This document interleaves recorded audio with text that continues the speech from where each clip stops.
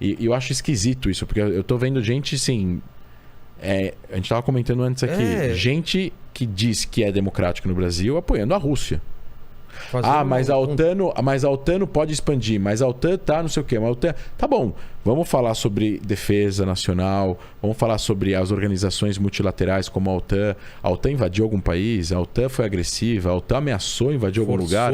Não, mas eles estão colocando armas perto da fronteira com a Rússia. Tudo bem, válido o argumento, vamos sentar com os russos, vamos conversar. Mas você não invade um país e atira o que eles estão fazendo. Você vê a destruição que tem na Ucrânia e já morreu 3 mil pessoas em uma semana. Então, assim, não acho que se resolveria... Daria para se resolver isso de outra forma. Não precisaria fazer o que o russo está fazendo. Agora, a Rússia é a Rússia. Eles se comportam como uma superpotência e não dão a mínima bola porque o mundo democrático ou que os direitos humanos falam, porque eles não se importam com isso. Se eles se importassem, eles estavam aplicando essas coisas dentro do país, eles não aplicam. Então, eles não vão se importar se alguém está falando se eles estão violando ou não direitos humanos. E eles têm uma visão, assim, tirando essa questão da OTAN e tal, que é uma questão que é discutível dentro da escola de realismo de relações internacionais, que diz que existe um equilíbrio de poder entre os países tentando conquistar mais poder para se sentir protegidos. E essa conquista de poder torna o outro inseguro. E aí fica um braço de ferro, eventualmente acontece um conflito e o equilíbrio acontece entre essas duas coisas. Existe um equilíbrio de poder, pelo menos existiu um equilíbrio de poder, onde... Você tinha de um lado aí o Tratado de Varsóvia, que era a OTAN dos soviéticos, que cai, que desaparece com a queda da União Soviética, e a OTAN. A OTAN disse que não ia expandir, expandiu. Então, assim, eles descobriram um acordo. Mas a soberania dos países é mais importante do que um acordo afirmado.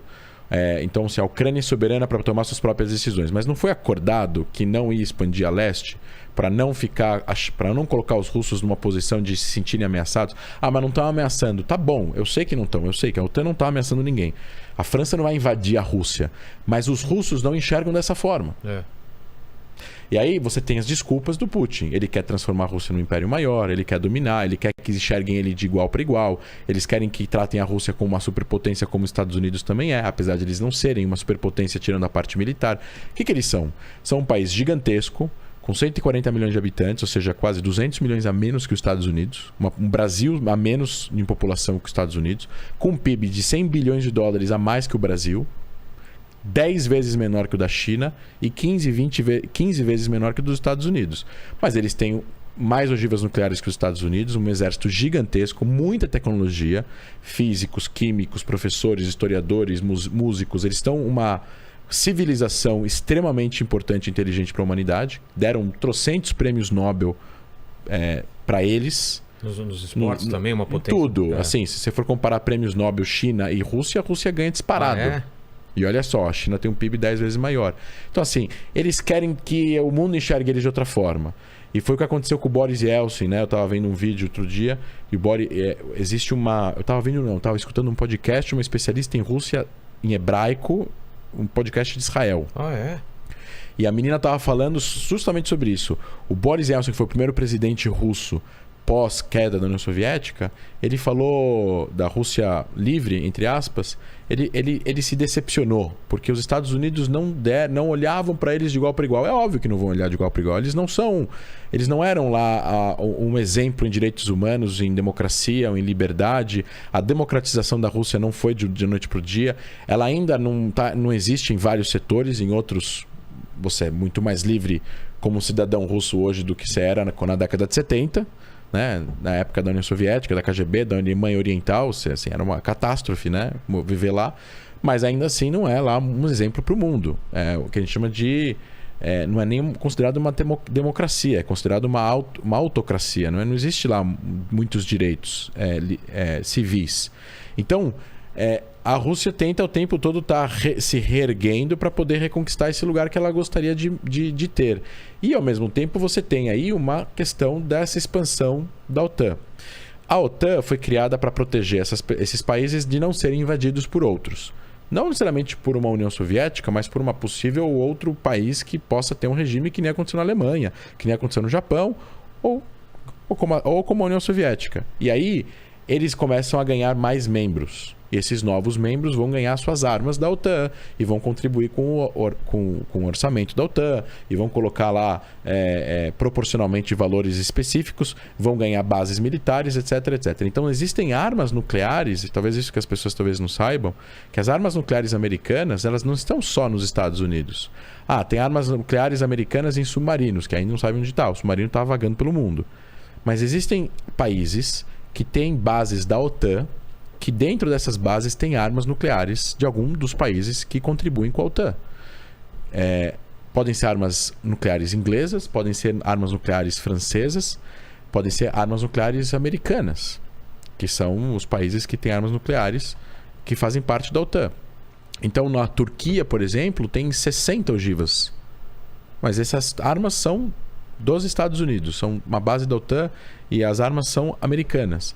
Mas elas estão lá no continente. Então, assim, na cabeça dos russos, fala: bom, eu não estou colocando bombas nucleares na fronteira com o México, então não coloquem bombas nucleares com essa fronteira. Bom, devido às proporções, né? A gente pode criticar os Estados Unidos em todas as suas aventuras nos últimos 100 anos, que teve coisas que teve ações americanas mais justificadas e outras que foram menos justificadas ao longo da história, mas assim, ainda é a maior democracia no mundo no sentido de liderança, no sentido de instituições, no sentido de separação de igreja e Estado, no sentido de independência jurídica. Lá, se você realmente cometer um crime, não importa quem você seja, você vai ser preso. Pode ser presidente, pode ser um bilionário, já vimos vários bilionários sendo presos lá, não tem para onde fugir. Então, é realmente um país muito democrático. E países democráticos normalmente não têm interesse de entrar em conflitos armados, a não ser que tenham sendo atacados ou que exista um perigo muito grande de um lugar cair embaixo conquista de um regime extremamente ruim para a humanidade. Então, o que aconteceu na Guerra da Coreia, os Estados Unidos invadindo o sul da Coreia evitou que o norte da Coreia se expandisse. Mas teve desastres como aconteceu no Vietnã, por exemplo. A guerra no Afeganistão, a guerra no Iraque começou com uma estratégia, mudou para outra, depois ficou meio vago, depois tentaram escolher pessoas lá para montar meio que um sistema democrático num lugar que não conhece a democracia e não entende ela, e aí o negócio ficou meio sectário, aí muita corrupção, poucas instituições comandando, tentando assim, colocar ordem num país, e aí vira aquele coisa que não tem fim, e aí na hora que eles decidem sair, esse caos que aconteceu de novo no Afeganistão. Então, assim, nem sempre eles acertaram na estratégia. Mas eu acredito que essa expansão da OTAN para a Ucrânia foi uma linha vermelha. Porque teve a Crimeia, né? A Crimeia foi uma reação russa ao fato de eles terem deposto o presidente da Ucrânia, que era pró-Rússia. Era marionete. Era a marionete da Rússia. E aí a reação do mundo foi tipo: vão fingir que nada aconteceu? Que aconteceu na época? Fizeram sanções, foram aplicadas sanções, mas você tem vários níveis de sanções econômicas. Então você faz sanções para punir, mas você não faz sanções para impossibilitar que o outro continue existindo. Porque aí você não está você não tá mostrando que existem consequências, você está destruindo o outro. E aí, se você deixar o outro sem saída, ele vai latir. Mas encurralado. Se gostou desse vídeo, deixe seu like e inscreva-se no canal para mais cortes como este.